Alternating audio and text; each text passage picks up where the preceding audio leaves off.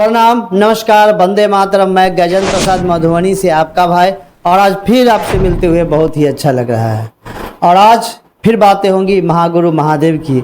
और महागुरु महादेव से जो हम सभी को परिचय कराए वो कोई और नहीं, हमारे मेरे साहब श्री है। और साहब श्री जब शिव के गुरु स्वरूप की बातें करने की शुरुआत किए तो उनके जीवन में बहुत सारा परिवर्तन आया और बहुत सारे चमत्कार हुए। आइए उसी चमत्कार में से एक चमत्कार के विषय में हम सभी जानते हैं। हम सभी जानते हैं कि आदरणीय मोनू भैया बाल्यकाल में महादेव से पेड़ा मांगकर खाते थे और लोगों को खिलाते थे। बस उसी संदर्भ की ये घटना है। तो आइए हम सभी पूरी बात को जानते हैं कि कैसे साहब श्री अपने ऑफिस में बैठकर काम कर रहे थे और दीदी अनुनीता आनंद यानी लवली दीदी, उससे मात्र 4 वर्ष की थी, दौड़ते हुए ऑफिस में पहुंची। क्योंकि साहब श्री का ऑफिस और निवास लगभग पास ही था और साहब श्री जहां बैठते थे काम करने के लिए अपने ऑफिस में, उसके खिड़की से पूरा आवासीय परिसर दिखता था। तो दीदी अनुनीता आनंद जिस समय में 4 वर्ष की थी, कुछ घटना के कारण दौड़ती हुई साहब के पास आई और क्या क्या बातें हुई आइए जानते हैं। साहब श्री हरिंद्रानंद जी अपने ऑफिस में बैठे थे, प्रखंड कार्यालय के अपने कक्ष में बैठे थे, सरकारी कामों का निष्पादन कर रहे थे।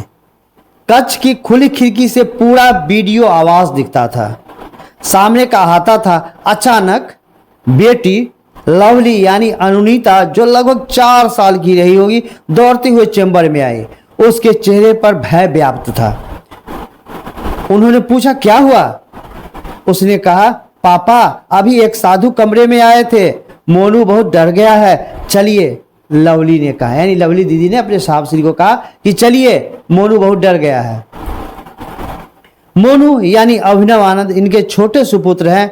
हरिंद्र आनंद तेज कदमों से बेटी के साथ लिए घर आए। जब बेटी बुलाई चलिए तो लगा कुछ विशेष बात है और वो अपनी बच्ची यानी लवली दीदी को हाथ पकड़ते हुए तेजी से घर की ओर बढ़े। नीलम दीदी ने सारी घटना की जानकारी दी। बाहर के बरामदे से प्रवेश करने वाले कमरे में एक साधु खड़े थे।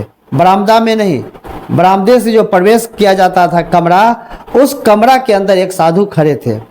हाथ में लंबा त्रिशूल लिए, बड़ी बड़ी जटाएं थी, घुटने से ऊपर तक गेरुआ कपड़ा लपेटे हुए दोनों बच्चे और ये ठीक सामने खड़े थे। उस समय लवली और मोनू ही इनके साथ रहते थे। इनके ज्येष्ठ पुत्र अर्चित आनंद, जिन्हें प्यार से अन्नू बाबू कहा जाता था, उन दिनों अपने दादाजी के साथ पटना में रहते थे।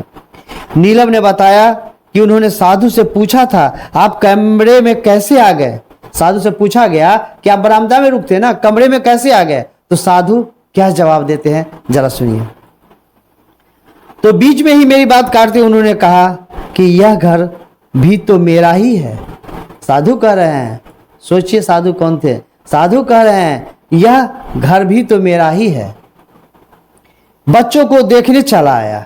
यह घर तो मेरा ही है और बच्चों को देखने चला आया। सोचिए, फिर अंदाजा लगाइए कि वो कौन थे।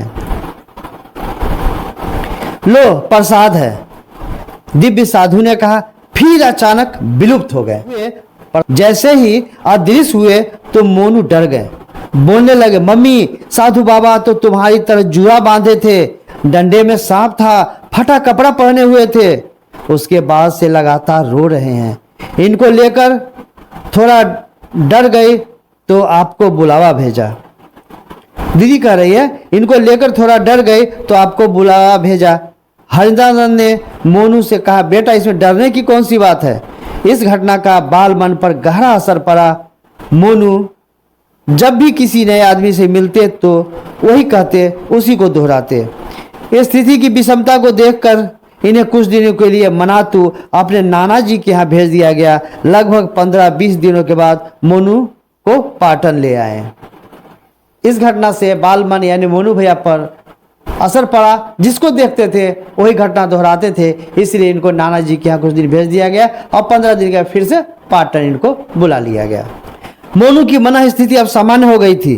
रोज शाम बच्चे बाहर अन्य बच्चों के साथ खेलने जाते। शाम में दोनों लौटते, मोनू की शर्ट की ऊपरी जेब में कई पेरे भरे होते।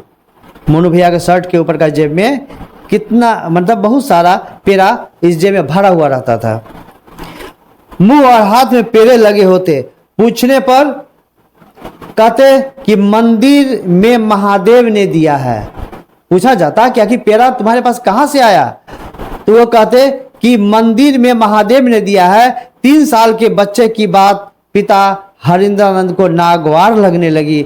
उन्हें लग रहा था प्रखंड का कोई पदाधिकारी मोनू को पेरे देता है। उन्हें लग रहा था कि प्रखंड का कोई पदाधिकारी मोनू जी को पेरा देता है और वो नाम महादेव का लगा रहे हैं। और चमत्कार जो सब हो रहा था ना, साहब श्री को भी अंदाज नहीं था, साहब श्री को पता नहीं था। जब पूरी गहराई से बातें होती थी तब पता चलता था कि उनके यहाँ पूजा घरों में क्या क्या होती थी और वो मंदिरों से प्रसाद कैसे मोनू भैया को मिलता था। एक दिन उन्होंने प्रखंड कृषि पदाधिकारी से कहा, बच्चे आपके डेरा के सामने खेलते हैं, देखिएगा जरा रोज शाम में मोनू को पेरे कौन देता है। साहब को विश्वास नहीं था कि महादेव पेरा देते हैं, इसलिए उन्होंने अपने सहकर्मी से कहा कि देखिएगा मोनू को पेरा कौन देता है शाम में। उस दिन मोनू अपने लिए और सभी के लिए पेड़ा लेकर आए। साथ में BAO साहब भी थे। यह सुनते उन्होंने साहब को बताया कि एक दिन बच्चों का खेल समाप्त हो चुका था तो मैंने मोनू बाबू से पूछा, मोनू पेड़ा नहीं खिलाइएगा। उन्होंने तोतली आवाज में कहा, अंकल खिलाएंगे, चलिए मंदिर। मोनू भैया बोले, जरूर खिलाएंगे, आप मेरे साथ मंदिर चलिए।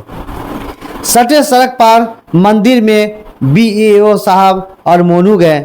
मंदिर का पट खुला था। मोनू ने मंदिर के बरामदे में ही कहा, अंकल आप यहीं रुकिए। वे रुक गए। लवली भी साथ में थी, लेकिन अंकल के साथ ही बरामदे में रुक गए। सामने शिवलिंग दिख रहा था। उन्होंने बताया कि मोनू शिवलिंग के पास गए। तोतली आवाज में कहा, महादेव पेरा दीजिए। शिवलिंग पर 5-6 पेरे आ गए। शर्ट की जेब में रख लिया। फिर बोले, मम्मी के लिए दीजिए, पापा के लिए दीजिए, दीदिया के लिए दीजिए, अंकल के लिए दीजिए। देखते देखते वहां 10-12 पेरे आ गए।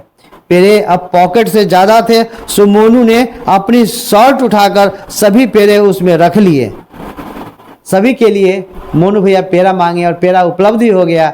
अब पेड़ा इतना ज्यादा था कि अब जेब में भर नहीं सकता था, तो वो शर्ट ऐसे उठा करके शर्ट में डाल लिए। बाहर निकले और कहा, अंकल आप एक ले लीजिए। लवली को कहा कि दीदिया तुम 2 ले लो, और फिर दोनों घर आ गए। लवली पेड़ा खा रही थी। मोनू ने पेड़ों को पलंग पर छितरा दिया और पेटू की तरह खाने लगे। BAO साहब की बातचीत का नतीजा यह निकला कि इन्हें अब मंदिर जाकर पेड़ा मांगने की मनाही होगी। बच्चे तो बच्चे हैं, किसी बात को तुरंत मान लेना स्वभाव नहीं होता। दूसरे दिन फिर हरिंद्रानंद साहब ने मोनू से कहा, अब मंदिर में महादेव से पेड़ा मांगने मत जाना। अब मंदिर में महादेव से पेड़ा मांगने मत जाना। तो इस तरह हम सभी ने देखा कि मोनू भैया महादेव से पेड़ा मांग कर खाते थे। और ये सभी चमत्कार का कहीं न कहीं शुरुआत साहब श्री के महादेव से प्रेम के कारण हो रहा था। और साहब श्री इस क्रम से महादेव के साथ सटे हुए थे कि आज हम सभी जो शिव को अपना गुरु बनाए हैं, साहब श्री के ही बदौलत। साहब श्री का ही खोज है, साहब श्री का ही कहना है, साहब श्री की ही उपलब्धि है कि आज हम सभी शिव को अपना गुरु बनाए हैं। इससे तो हमारे शास्त्रों में बहुत पहले से कहा जा रहा है कि शिव गुरु हैं, लिखा हुआ है शास्त्र में।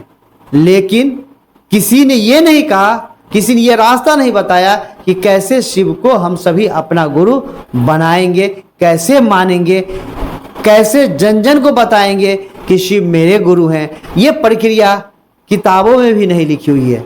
हाँ, ये जरूर लिखी हुई है कि शिव जगत गुरु हैं, लेकिन उस जगत गुरु से जगत के लोगों का जुड़ाव कैसे होगा ये लिखा हुआ नहीं है। तो आज हम सभी ने जाना। तो आइए इस वीडियो को यहीं पे विराम देते हैं, फिर मिलते हैं किसी अन्य वीडियो में।